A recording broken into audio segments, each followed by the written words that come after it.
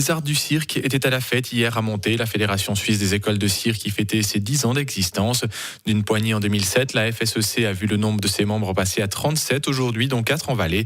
Et la reconnaissance va croissante en Suisse, même si le pays reste en retard par rapport à ses voisins dans le domaine. La Montésane Sarah Simili est la présidente de la Fédération suisse des écoles de cirque. Il faut dire qu'au niveau européen et mondial même, on est passablement à la traîne par rapport à la reconnaissance des arts du cirque. On suit avec un petit peu de retard en fait, mais ça arrive gentiment. Il y a une grosse étape, en tout cas, en tant que valaisanne, je peux souligner, c'est l'inscription du cirque dans la politique culturelle valaisanne il y a maintenant 2 ou 3 ans, qui permet justement à des compagnies professionnelles d'avoir des soutiens pour leur création et aussi un interlocuteur au niveau des écoles. Là, le canton du Valais va soutenir la mise en place d'un diplôme fédéral pour l'enseignement des arts du cirque. À force d'aller chercher les politiques et puis de leur montrer ce qu'on fait et le travail de qualité, ils se sont touchés et puis ils commencent à nous faire confiance gentiment. Maintenant, ce qu'il faudrait, c'est que la bonne parole s'étende au reste de la Suisse et que qu'on puisse avoir la même chose dans les autres cantons. ProCirque, l'association qui regroupe les professionnels helvétiques des arts du cirque, a aussi profité de l'occasion pour organiser son assemblée générale dans le Chablais.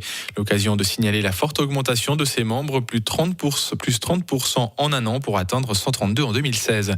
Et les écoles de cirque hôtes du jour n'y sont pas pour rien. Elles permettent de démocratiser la connaissance des arts du cirque. Le Cédunois Stéphane Hort, président de ProCirque avec Sandrine Rover. Petit à petit, à force de familles autour de nous, où on sait qu'il y a un fiston, une fille qui fait des écoles de cirque en loisir, petit à petit les choses évoluent et on se rend compte que c'est un loisir mais que finalement certains d'entre eux finissent toujours par arriver dans des écoles professionnelles, souvent à l'échelle européenne ou même au Canada.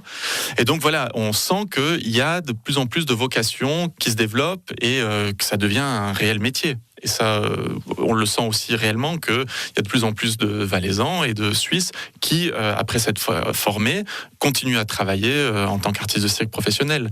Les écoles de cirque sont réellement elles créent des vocations, réellement. Et ça, on s'en réjouit.